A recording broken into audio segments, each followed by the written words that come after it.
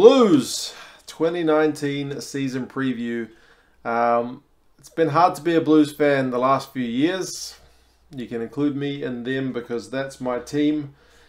It's another year where it's new coach and more expectations, but we'll have a look at the squad, who's in and who's out for the 2019 season. We'll have a look at some of the fixtures. What are the expectations? And, how's that going to compare to last season? Some key questions we've got for this Blues side. So, start with the squad. A few guys who have left. You got Bryn Gatland, who's gone to the Highlanders. George Moala and Jerome Kaino have gone to France. Kara Pryor has gone to the Sunwolves. Tamua Manu has gone to the Chiefs. And Poliasi Manu has also gone to the Sunwolves. That's not the full list. Some guys have just kind of been dropped and not picked up by any Super Rugby teams, but that's kind of some of the bigger names from last year anyway. So who's left? Props, you got Hodgman, Mafaleo and Tuanafasi from last year. The biggest signing on that front is Carl Tuinukuafe from the Chiefs. Had such a great season last year. He is a new All Black, and he had one of the best 2018s of any player, so he is a very important signing for the Blues. So to have Tuanafasi and Tuinukuafe there is going to be, one would hope, it's an All Black prop pairing, so hopefully that'll be a good step forward into the Blues to getting a good start to the season. Along with him, we've got Marcel Renata and Ezekiel Lindenmuth have come in to the propping ranks. Hookers, you got all three from last season. Lenny Apisai came over from the Hurricanes, first year 2018 with the Blues. Perhaps didn't have the season that, there's a dirt bike going down the road, that perhaps we might have wanted. Parsons continues on at the Blues. He's not taking any money overseas. He seems pretty loyal to New Zealand, and he's been on Sky TV a fair bit, so perhaps he's got a pundit's job eyed up. And Matt Moulds is going to be there as well. Locks, you got Carly Tuioti, Josh Goodhue, Jacob Pearce, Scott Scruffton, and Patrick Tuipulotu. So no new names there. Hopefully Tuipulotu can stay fit. There's another All Black in those ranks. Apart from him, there's some okay locks, but there's not like a Brody Retallick or a Sam Whitelock in those ranks. So, we'll see how the line-out goes. Loose forwards, you got a few new names, but a few returning ones. Akira Ioane is still there. He had a blockbuster season despite kind of not making the cut at the All Blacks level. Jimmy Tupou, Dalton Papali'i, who did get an All Blacks cap. One can expect a fair bit of him this coming season. Blake Gibson, likewise, impressive, especially for Auckland in the Mitre 10 Cup. And then additions, Jed Brown, Tom Robinson, and Hoskins Satutu. So perhaps building a little bit of depth there at loose forward, but I would imagine Blake Gibson, Dalton Papali'i, and Akira Ioane to be getting a fair few minutes. Those are definitely your big name back rowers. Halfback, you got Sam Nock, Augustine Pulu, and Jordan Ruru. Pulu was captain last season.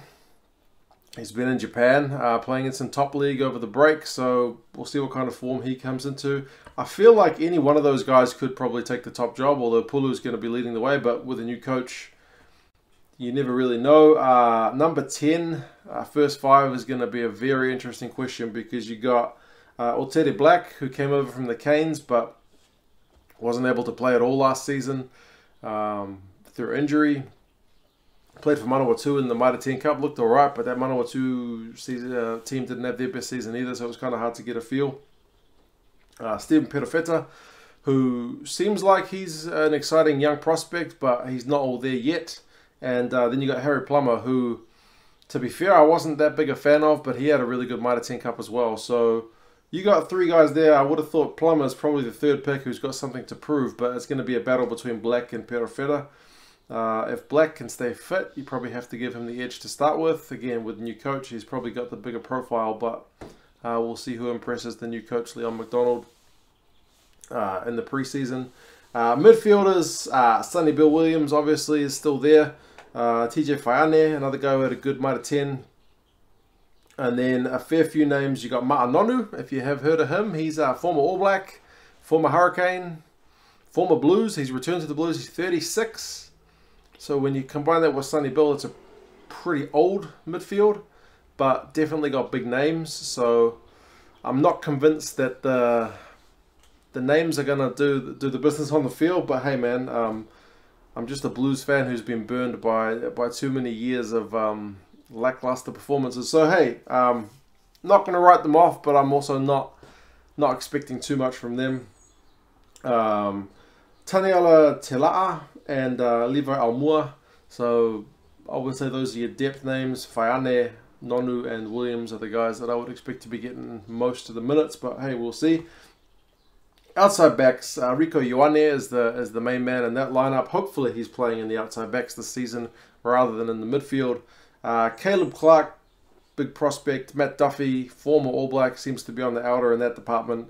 Milani Nanai, good versatile outside back, fullback, winger. And Michael Collins, everybody loves to hate. He's not actually that bad, but he's not Rico Ioane. He's not trying to be.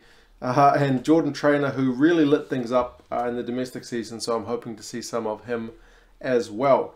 New coach, Leon McDonald. Tana Umanga switches to an assistance role. So it's a whole new year for the Blues. It's a new coach. Hopefully we're going to see something different, because like I said, the last few years as a Blues fan have not been a whole lot of fun. Rooted to the bottom of the New Zealand Conference. And yeah, last year was second to last, so not the best.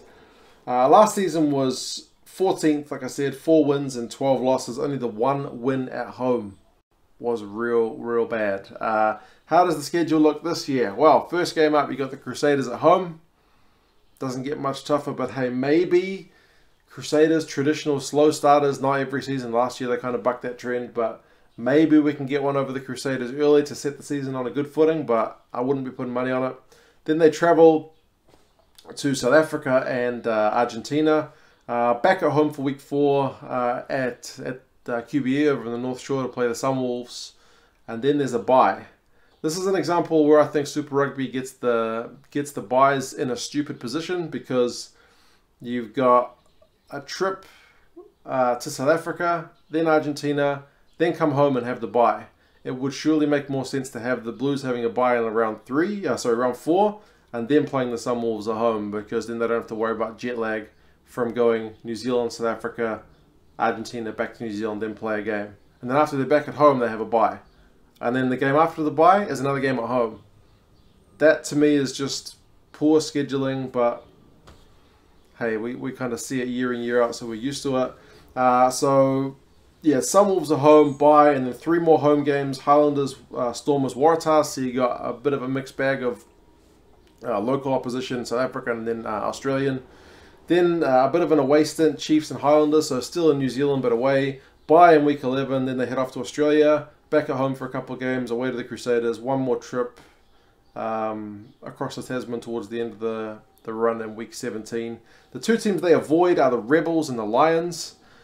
I think that's a pretty decent couple of teams to avoid. Lions traditionally the last few years top of the South African log, so perhaps a good one to dodge, although the Blues did, funnily enough, beat them last year over in Joburg.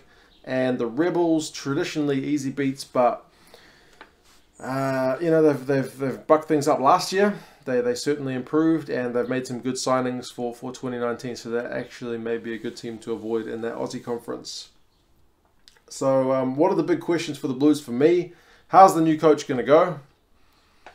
I'm optimistic, better than 14th, but I'm not expecting another Super Rugby title for the Blues anytime soon. Can they build off their Mitre 10 Cup success? The Auckland won the Mitre 10 Cup for the first time in a long time, and a lot of these guys, not all of them by any means, but a lot of these guys were in that team, so they should have a feeling of success. They should have that winning feeling, which perhaps the Blues players aren't all that used to be honest. Will they beat a New Zealand team? That's a big one. You're not going to get anywhere in the way the competition is currently set up, unless you can beat some of your rivals, because that's half your games. We played all those teams twice, so you need to start beating them. I don't know which one's the best target. Like I said, Crusaders at home. Perhaps if the Crusaders are still half asleep from the off-season, I can't imagine it. The Highlanders at home after we've got the bye. Maybe that's a good time to play them when the Blues are fresh.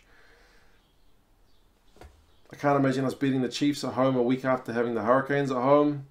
That's a pretty tough run there. Weeks 13, 14, and 15. Hurricanes, Chiefs, Crusaders. It's kind of going to be make or break stuff. I mean, you look at the schedule and you'd say that the Blues need to win the games, perhaps even the 2 away games against the Sharks and the Jaguares. They were definitely the one at home against the Sunwolves, and then the home ones against the Stormers and the Waratahs to even have a shot of keeping up with the New Zealand teams when they hit week 9 and 10 with the Highlanders and the Chiefs. But anyway, can they beat a New Zealand team?